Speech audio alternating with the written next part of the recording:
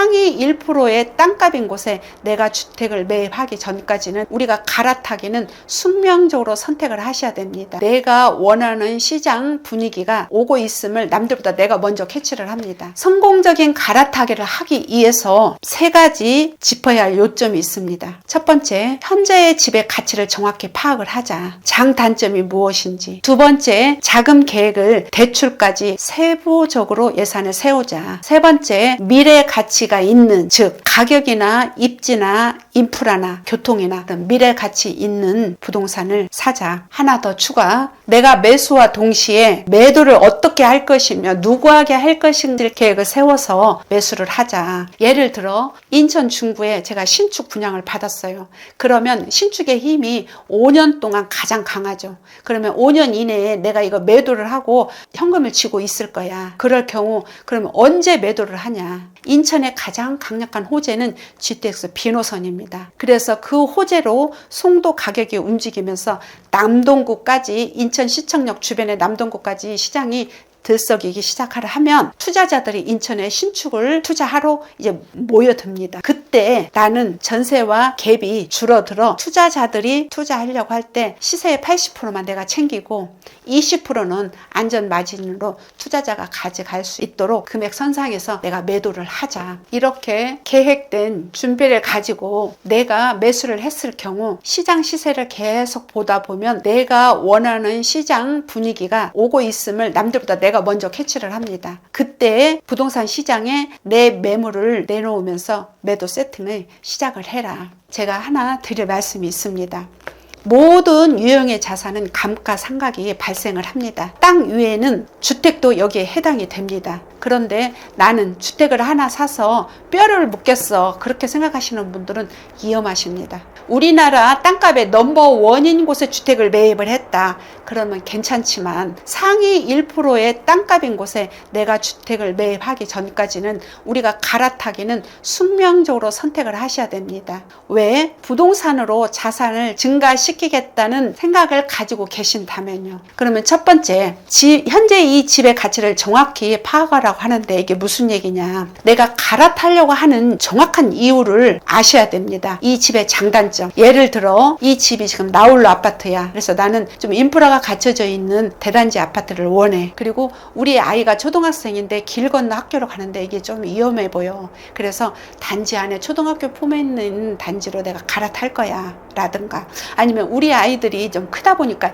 이 집이 적어, 좀 큰 평수로 가야겠어. 아니면 반대로 아이들이 다 분가를 해서 이 집이 좀 커, 작은 집으로 옮겨야 되겠어. 우리 아파트 주변이 비주택이어가지고 주변 환경이 그렇게 좋질 않아. 그래서 주변 환경이 좀 좋은 곳으로 가야 되겠어. 우리 집이 약간 경사가 생활하다 보니까 불편해.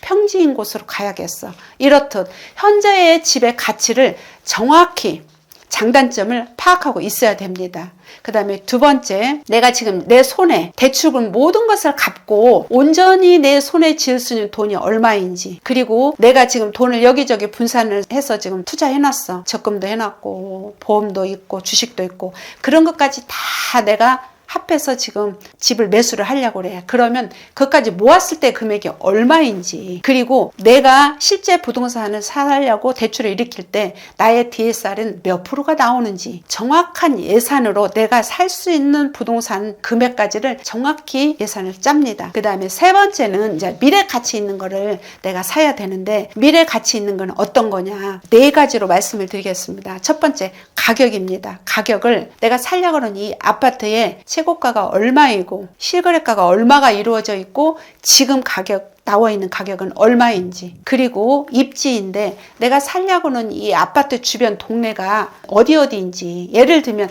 내가 김포에 지금 관심 있어. 그럼 옆에 동네가 일산과 마고 강서가 있네. 그 다음에 내가 수지에 지금 집을 살려고 그래. 그러면 옆에 분당하고 강남이 있네. 그럼 내가 하남을 살려고 그래. 강동구하고 송파구가 있네. 그렇게 옆 동네를 파악하자. 그리고 옆 동네에 강한 힘을 갖고 있는 곳으로 도로나 지하철이 공유가 되는지, 예를 들면 하남이다. 송파까지, 강동구 송파구를 거쳐서 5호선이 연결이 되죠. 그리고 9호선까지 예정되어 있죠. 그리고 내가 수지에 관심이 있다. 그러면 경부고속도로 라인에 GTX A와 수인 분당선이 그쪽에 흐르죠. 수지의 가격을 견인해 주는 것은 분당하고 강남, 하남의 가격을 견인해 주는 것은 송파, 광명의 가격을 견인해 준 것은 영등포하고 동작구이처럼 그렇게 강한 젖줄이 흐르는 그런 동네에 내가 매수를 하자. 그 다음에 편리성인데 우리 주차장에서 지하철까지 연결이 되는지, 그리고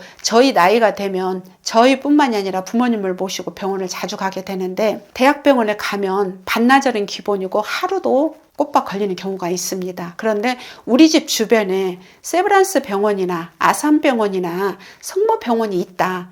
그러면 얼마나 편리하겠어요. 양질의 일자리하고 연결이 되고 초등학교를 품고 있고 지하철이 2호선, 3호선, 7호선, 9호선, 수인분당선, 신분당선, GTX 노선까지 연결이 된다면 그러한 입지는 계속 사람들이 모이면서 그 동네의 입지가 올라가게 됩니다. 제가 남구에서 전세를 살 때입니다. 지금은 미추홀구로 합해져 가지고 지금은 미추홀구라고 하는데 2009년도이니까 지금으로부터 15년 전입니다. 제가 전세집을 알아보는 그 단지는 주공아파트를 재건축한 단지로 대단지였습니다. 그 당시 제가 본 그 집은 인테리어가 잘 돼 있어 가지고 구경하러 오는 집이었고 그리스 궁전처럼 인테리어가 아주 잘 돼 있었습니다. 전셋집이 인테리어까지 잘 돼 있고 괜찮네. 그러면서 제가 1억 9천에 전세로 들어갑니다. 그 당시 저희 아이가 중고등학생이었기 때문에 저는 이사를 갈 수가 없어 3번의 재연장을 거치면서 그곳에서 거주를 하고 있는 5년 차쯤에 그 집의 불편함이 보이기 시작을 했습니다. 단지가 크다 보니까 단지의 세대수는 많은데 바깥 도로는 그대로이다 보니까 출퇴근 시간에 교통체증이 굉장히 심했습니다. 그리고 세대수에 비해서 주차 공간이 좁아가지고 늦게 퇴근을 하면 주차 공간이 없어서 아파트 단지를 계속 배회를 했어야 됩니다. 그리고 주차 폭이 좁다 보니까 아침에 출근하려고 나오면 문콕이 되어 있어가지고 기스가 많이 나 있었고, 그리고 그 평수에 비해서 주방이 조금 좁게 나와가지고 제가 생활하는데 조금 불편했습니다. 확장을 다 해가지고 앞에 앞베란다 쪽에 화분을 좀 놓고 물을 5년간 주다 보니까 이제 마루가 트이기 시작한 거예요. 그럴 때쯤에서 대형 평형의 세대들이 다 송도로 빠져나가는 거예요. 그래서 너도 송도 좀 알아볼까? 가서 보니까 물건도 많고 매가가 그렇게 비싸질 않더라고요. 조그만 대출을 일으키면 충분히 살 수 있는 가격대였어요. 지금 같으면 센트럴파크 부근이나 해경 인근에 주택을 매입해 놓았을 텐데 제가 어떤 선택을 했을까요? 매매 계약이 아닌 전세살이 연장을 합니다.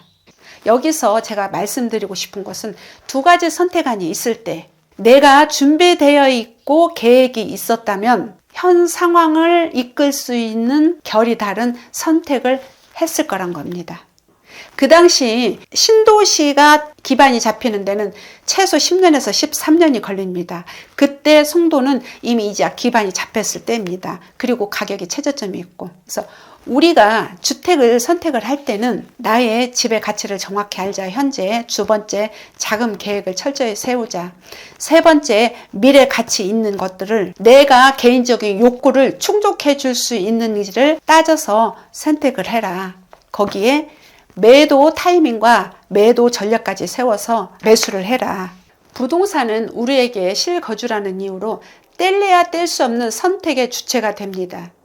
상황이나 여건에 이끌려서 선택을 하는 게 아니라 이 상황을 내가 이끌 수 있는 결이 다른 선택을 하는데 도움이 되는 영상이기를 바라면서 부동산에 관심이 많은 여러분들께 유익한 영상으로 찾아뵙겠습니다.